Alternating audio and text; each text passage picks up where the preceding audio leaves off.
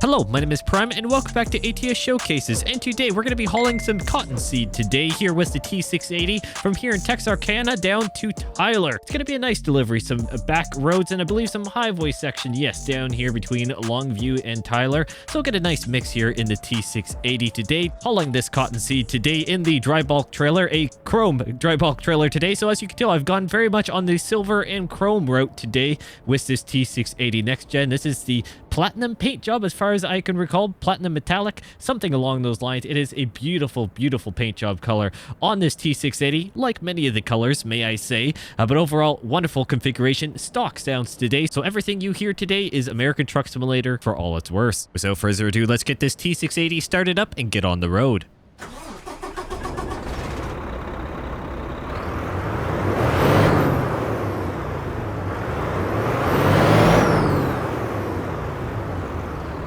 By far the best stock ATS sound in my opinion. Hopefully everyone's doing well. I certainly am. Let's go ahead and get rolling here in the T680. Once again, it's great to be back here in the T680 Next-Gen. What a wonderful truck. Although it is just the anniversary edition. I say just the anniversary edition. Actually, we've got to go to the right here of the entry gate booth thing.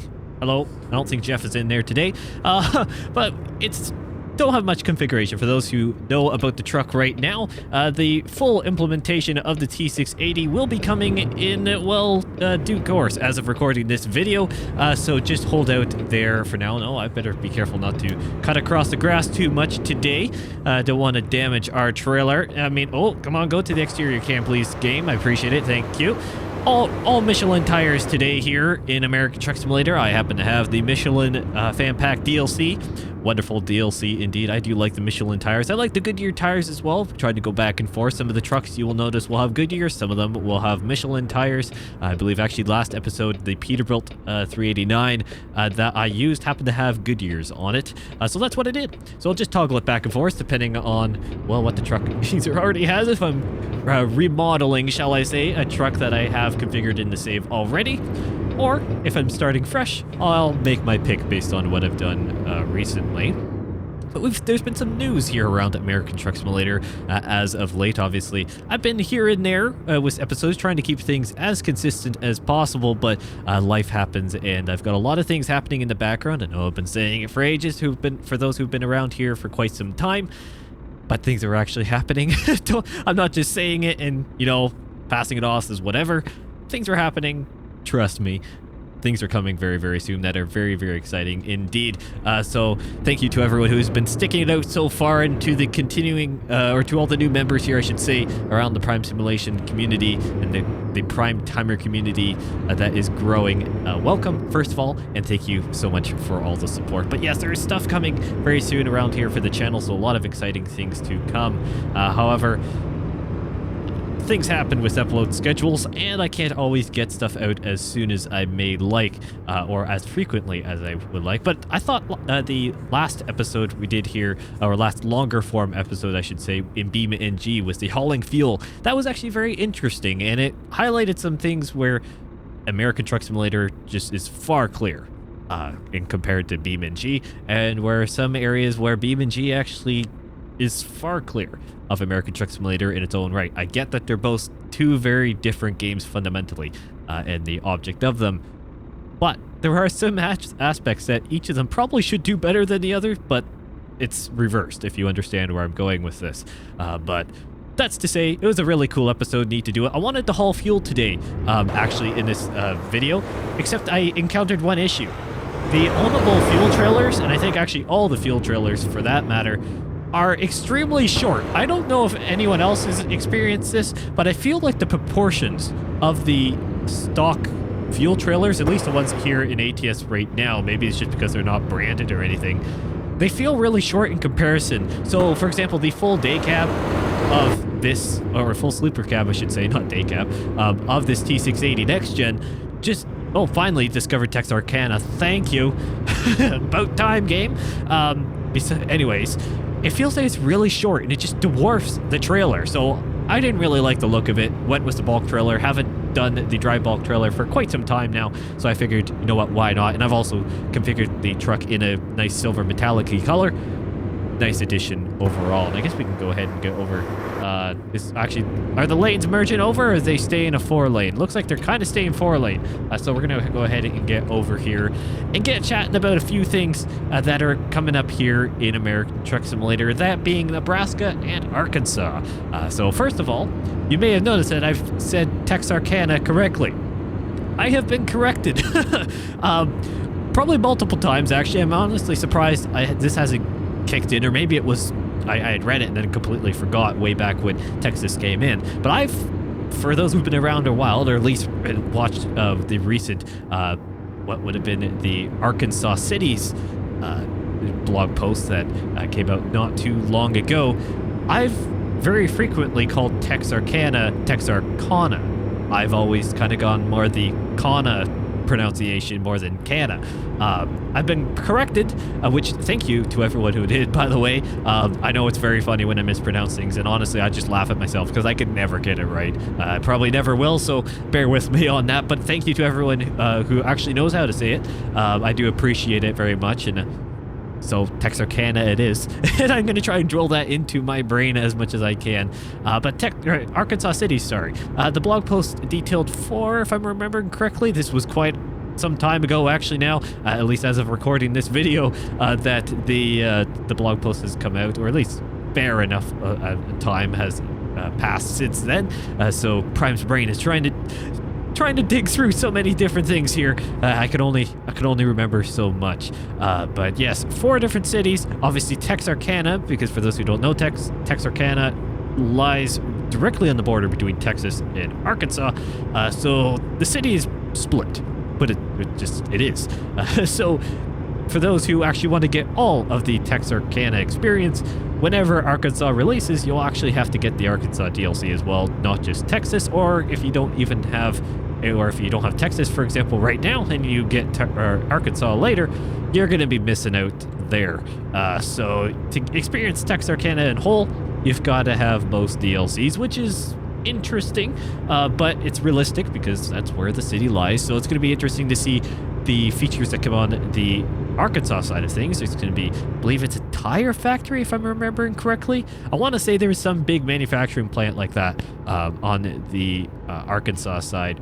Overall, quite neat to see that, and the fact that the city is split. So that's one of them. There were going to be, I had the names kind of memorized here. Okay, traffic. Come on, AI. We have this situation again. Thank you. Just, gotta love it. The AI, the whole path following thing and not really having their own logic really plays into their demise at times. My word. Anyways, that's not where I'm turning. Oh, come on, Prime. You gotta be kidding me. Oh, this is not gonna be good. Okay, come back a bit. Done it again.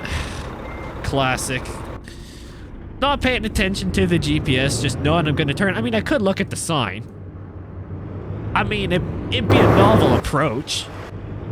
Not saying that I ever follow the novel approach, but it would be a good approach. Yeah, look, go onto the highway here. I know I even said in the intro that we'd have some highway driving, and yeah, I go into turn way before it. Gotta love it. Gotta love it indeed. Anyways, what was I talking about? Oh yes, I was trying to remember the names of these cities. I had them kind of remembered, and I was, Pine Bluff? Yeah, Pine Bluff, or Pine Bluff, one of them. That's one of them. That's one of the cities. Trying to remember. I can't remember. Honestly, check out the one of the recent Prime news. You'll find it. If not, check out the blog post. I do apologize for not being able to remember that. City names. Obviously, I'm trying to figure out how to pronounce Texarkana correctly, which I now can. Bear with me with remembering a bunch of city names here. I've only seen the blog. Well, I did the Prime news. Normally, I'm pretty good at remembering, but it's been a little bit now since recording that and talking about it now, because I didn't do an earlier ATS showcase episode where I would have been able to repeat it, and then I'm probably remembering it afterwards. But I normally have to repeat it once in a video for me to really drill it in to my brain. I'm only human. I can only do so much. The other blog posts, though, besides my lack of memory on the cities in this video, but once again, check out the one of the Arkansas cities prime news video if you want to check out what cities they were. If not, check on the SCS Software official blog page for the more details on them. Anyways, the other one, which actually came before the Arkansas blog post. Okay, we'll let you out there, Jeep. Good. I probably should have moved over for him, but good old ATS in the really short approach or merge lanes can't really do anything about that.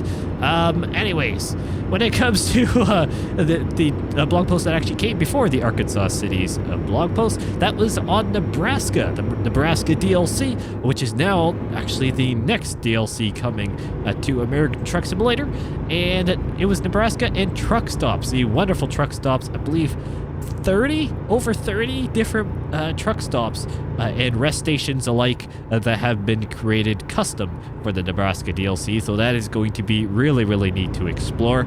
Always love the truck stops. Obviously, it's quite apparent that they are very important to the map of any DLC or just in real life for that matter. That's kind of the bigger catch there. We all need gas stations, let's face it, and for truckers, for those who are the real life truckers watching the videos, or for those who drive vehicles, you'll know that rest stations on a long journey are very, very important. Get snacks, so on. Although we can't get snacks here in American Truck Simulator, we can still rest. You know, there's some of the bigger service stations or rest stations or truck stops, whatever you want to call them. Some of the larger ones have weigh scales, service centers, so on. They're more than just gas stations or having a couple places to park your truck or car. They are a lot more than that, and they play a huge role. Like what this gas station, I think it's a gallon. Yeah, gallon oil. Oh, we got to be exiting here. Got distracted at the gallon oil and nearly wrecked it. Classic. 2 moments in one. Wrong barrier, or turning into an invisible barrier in the wrong street, and then nearly missing my exit. Oh, distracted driving, people. You gotta love it. You gotta love it indeed. Anyways, as you can tell, some of the gas stations or truck stops are quite large. They are huge, and they act more than just a fuel station and rest station. They do a lot more. So those are the kind of things we can expect in Nebraska, along with the nice small ones as well. You can expect to find plenty of truck stops along the way and rest stations alike. So that will be very, very neat to explore. American Truck Simulator is just popping off with map DLCs at the moment. Obviously, we've got Nebraska, then Arkansas, and we also have Missouri on the horizon as well, at least as what we know of right now. And that's the order that they've been released or confirmed to us in.